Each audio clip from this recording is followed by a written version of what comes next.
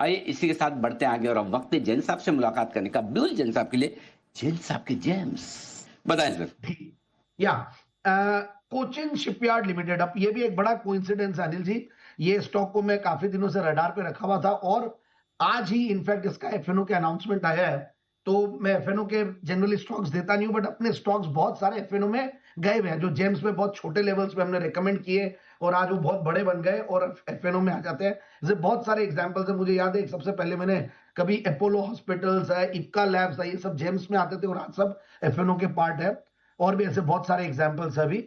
But anyways Cochin shipyard, देखिए मुझे ये जितने भी ये डिफेंस के स्टॉक्स है, शिपयार्ड वाले स्टॉक्स है, ये बढ़िया लग रहे हैं क्योंकि इन लेवल्स पे जो ये करेक्टेड है, बीएल और एचएल, बीएल की बात छोड़ दे बाकी सारे डिफेंस स्टॉक्स मुझे लग रहा है कि एक अच्छे लेवल पे, क्योंकि ये पहले ही बहुत दौड़ चुके थे और आज इतनी बड़ी न्यूज भी है, डिफेंस सेक्टर के स्टॉक्स चल भी रहे हैं।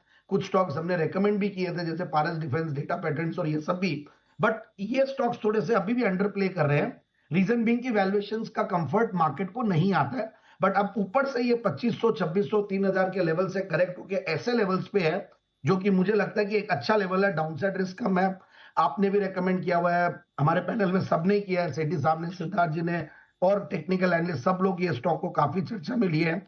और मैं ओवरऑल देख रहा था, एक रीजन ये भी है कि इनके कॉलकॉन लॉट्स अभी अगस्त के बाद नहीं आए हैं, तो वो भी एक रीजन रहता है कि कई बार ये रडार से ऑफ रडार हो जाता है। और सरकारी कंपनी है और ई स्टॉक का जब लिस्टिंग हुआ था, मुझे याद है अनिल जी, मैं स्टूडियो से निकला था और आपने फिर से मुझे गाड़ी में ही मैं था और फोन पे कनेक्ट करा कि एक बार वापस से बोले, और वो जबरदस्त, पहले लिस्टिंग हल्की हुई थी, बाद में जबरदस्त चला था। और प्रोमोटर्स देखिए जो सरकारी का सरकार है 67-68% है, सो दैट इज इंपॉर्टेंट। कई बार वो ओएफएस वाली तलवार नहीं रहती है। और ओवरऑल एफआईआई डेज भी अच्छा खासा होल्ड करते हैं। और उससे भी बढ़िया बात है, देखिए कंपनी का जो ऑर्डर बुक है वो बहुत स्ट्रांग है और भी ग्रोइंग ऑर्डर बुक है, अच्छे एग्जीक्यूशंस है। और कुछ कुछ शिप बिल्डिंग वाले सेगमेंट, शिप रिपेयर वाले सेगमेंट, ग्रीन वेसल्स बनाने वाली और कैपेक्स भी इन्होंने किया है। और उससे भी बढ़िया बात यह है कि मुझे जो इनका return numbers, return on equity, return on capital employed, ये बहुत बढ़िया लग रहा है। और पिछले 3 साल में प्रॉफिट की, सेल्स की अगर भी 14-15% के लगभग रही है। एंड क्वार्टरली रिजल्ट्स भी ठीक ठाक थे, बहुत एक्स्ट्राऑर्डिनरी नहीं बोलूंगा, बट दिसंबर टू दिसंबर ठीक रिजल्ट्स थे।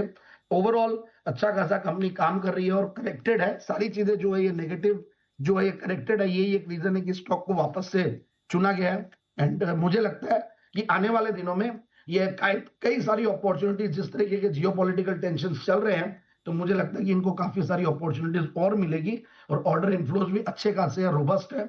तो मुझे लगता है कि आगे कहीं कोई दिक्कत आनी नहीं चाहिए। और ये स्टॉक काफी करेक्टेड है, 2790 के हाईज बनाया हुआ है। तो मुझे लगता है कि अभी इस लेवल पे 1750, 1830 के लिए स्टॉक को लिया जा सकता है। 1750, 1830, ये तो बड़े टारगेट्स बन रहे हैं कोचिन शिपयार्ड में। एंड राइटली पॉइंटेड आउट, 1 अप्रैल से एफएनओ का हिस्सा कोचिन शिपयार्ड बनने की तैयारी में है और देखिए आज अच्छी खासी स्ट्रेंथ दिख रही है।